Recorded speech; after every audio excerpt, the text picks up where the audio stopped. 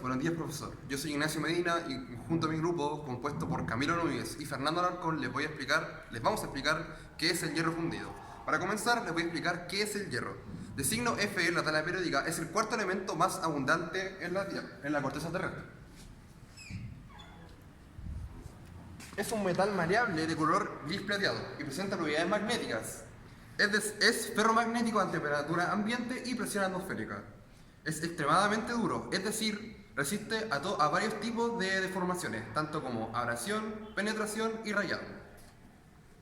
Además, es un elemento muy denso, lo que quiere decir que a la misma cantidad de volumen que otro material, este posee más materia. Se encuentra en la naturaleza formando parte de numerosos minerales, entre ellos muchos óxidos, y raramente se encuentra libre. Para obtener hierro en estado puro, se reducen los óxidos con carbono, y luego sometido a un proceso de refinamiento para eliminar las impurezas presentes. El hierro fundido, el hierro, presenta formas estructurales que varían según temperatura y presión, las cuales tenemos aquí. Primero está el hierro alfa, más conocido como ferrita, que es estable hasta los 911 grados Celsius y presenta un sistema cristalino de red cúbica centrada en el cuerpo, es decir, BCC. Luego tenemos la austenita, también conocida como hierro gamma, que se presenta desde los 911 grados Celsius hasta los 1392 grados Celsius, que presenta red cúbica centrada en las caras, FCC. Luego tenemos la ferrita que es lo mismo o parecido a la alfa Fe, pero tiene un parámetro de red mayor, que también presenta red cúbica centrada en el cuerpo. Y por último, el hierro epsilon, que se puede estabilizar a muy altas presiones y que presenta una estructura hexagonal compacta.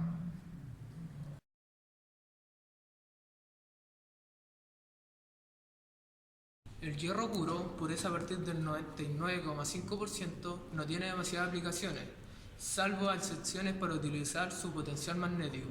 El hierro tiene una gran aplicación para formar los productos siderúrgicos, utilizando este como elemento matriz para alojar otros elementos aleantes, tanto metálicos como no metálicos, que confieren distintas propiedades al material.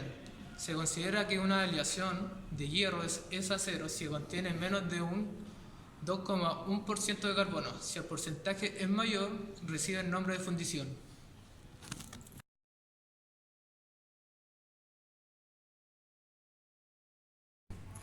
¿Qué es fundir un material? El proceso más común es la fundición en arena. Por esta es un material refractario muy abundante en la naturaleza, que mezclado con arcilla adquiere cohesión y maleabilidad, sin perder la permeabilidad que posibilita evacuar los gases del molde, al tiempo que se vierte el metal fundido. La fundición en arena consiste en colar el metal fundido, típicamente que son aleaciones de hierro, acero, bronce, latón.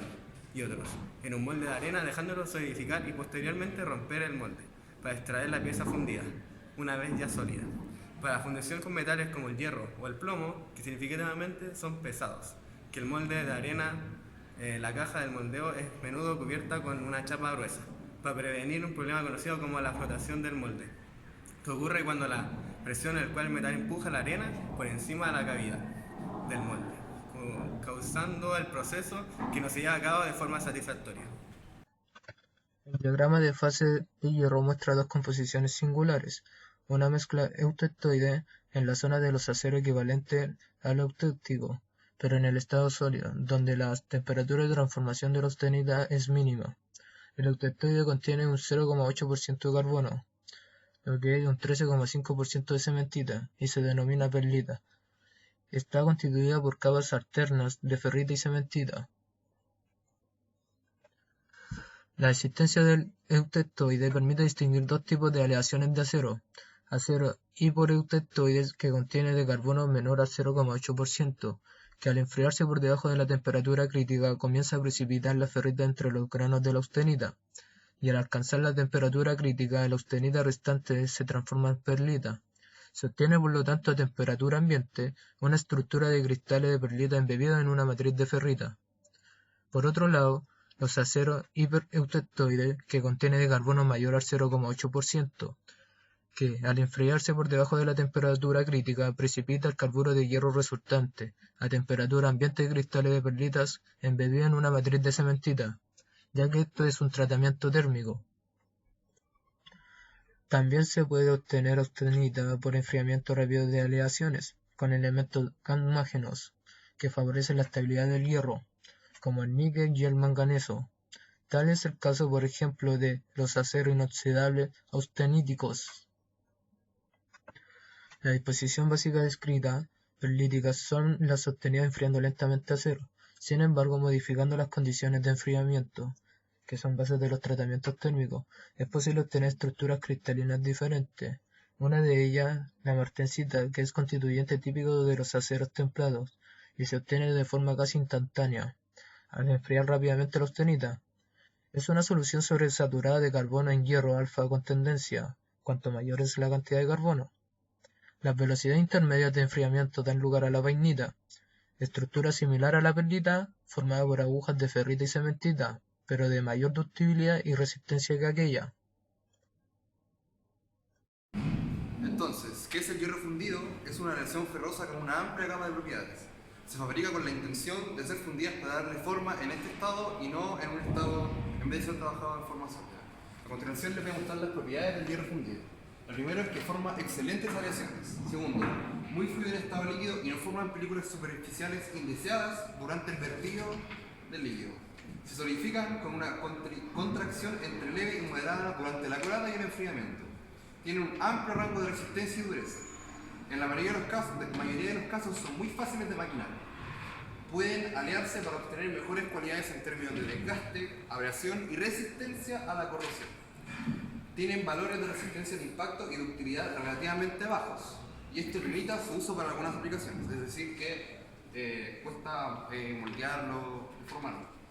Y la última es que la amplia aplicación industrial de los hierros fundidos se debe sobre todo a su costo relativamente bajo.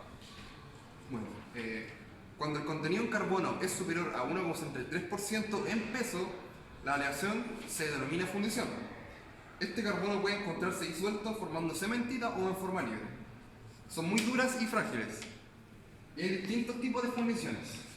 Está el hierro fundido blanco, el hierro fundido gris, los hierros fundidos maleables, los cuales están divididos en hierro maleable ferrítico, hierro maleable perlítico, hierro maleable martensítico revenido.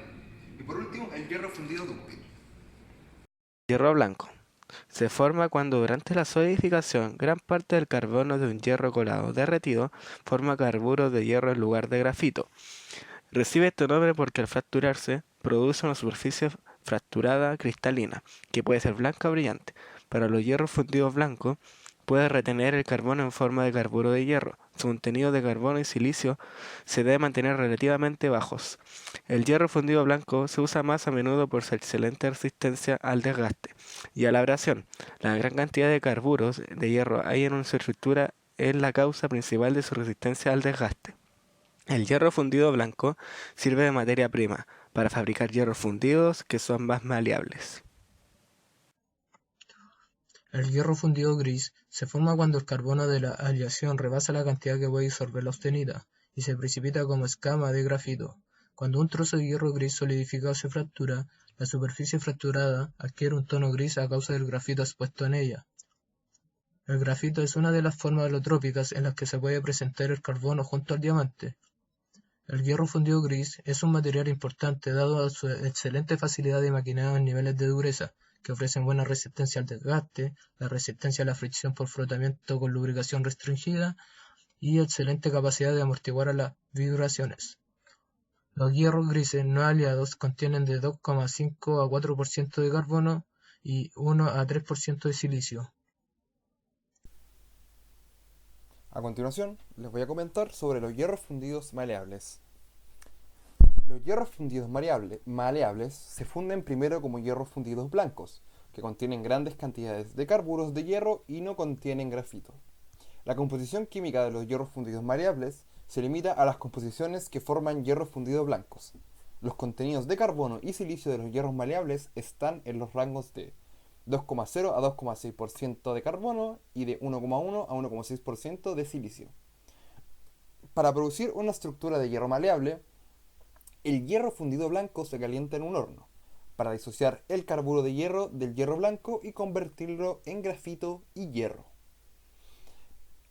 El grafito del hierro fundido maleable se presenta en forma de agregados modulares irregulares que recibe el nombre de carbono revenido. Como pueden ver en la imagen que vemos a continuación, esta es la microestructura del hierro fundido maleable.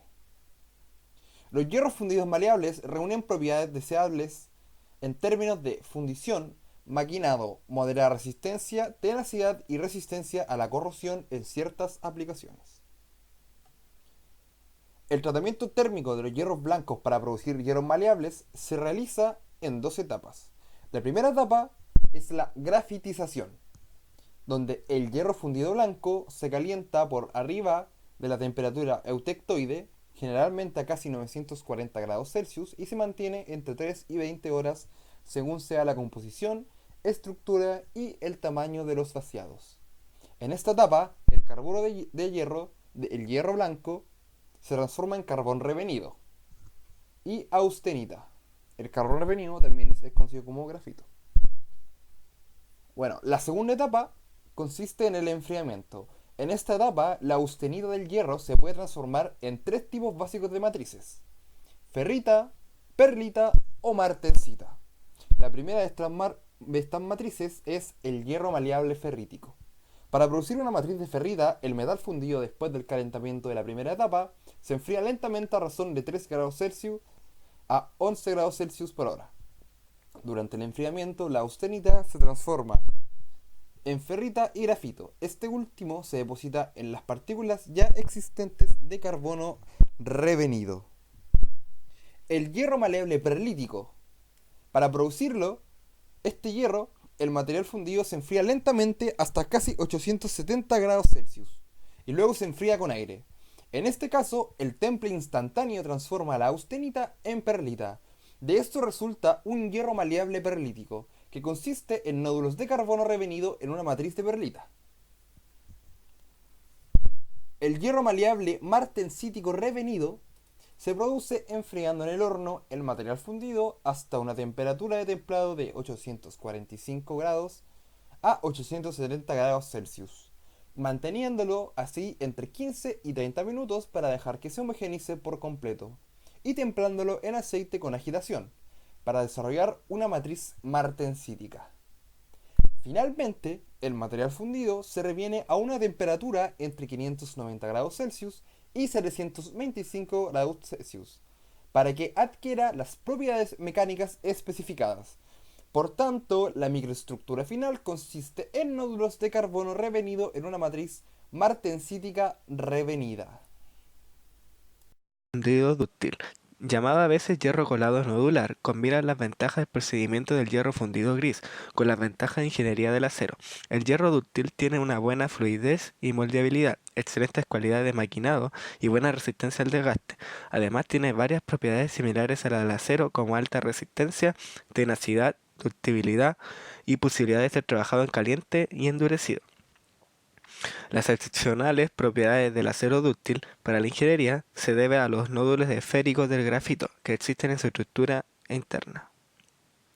La composición del hierro dúctil no aliado es similar a la del hierro gris en lo que se refiere al contenido de carbono y silicio.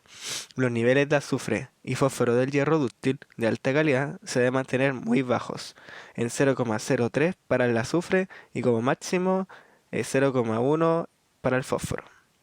Porcentajes casi 10 veces menores que los niveles de otros elementos que se consideran impuras.